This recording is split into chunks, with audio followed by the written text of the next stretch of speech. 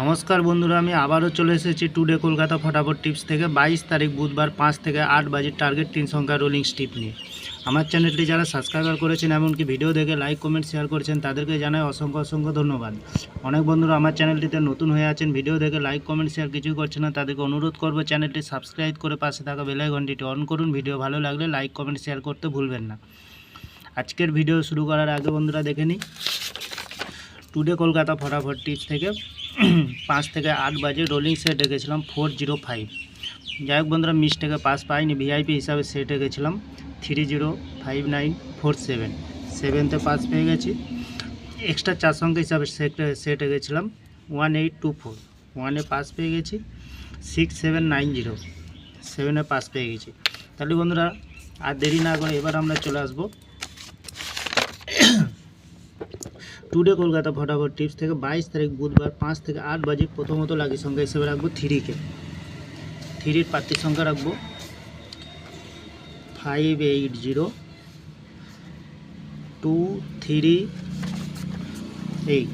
দ্বিতীয়ত লাকি সংখ্যা হিসেবে রাখবো 0কে।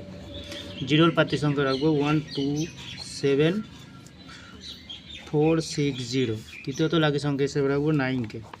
9-এর প্রার্থী সংখ্যা রাখবো 270199।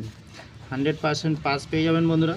তাহলে বন্ধুরা প্রতিদিন এত সুন্দর পাস পাচ্ছেন, আপনারা কেউ লাইক করছেন না, কমেন্ট করছেন না, শেয়ার করছেন না। বাজি টু বাজি গেম দেবো, অবশ্যই কমেন্ট সেকশনের মাধ্যমে মূল্যবান মতামতটি শেয়ার করবেন।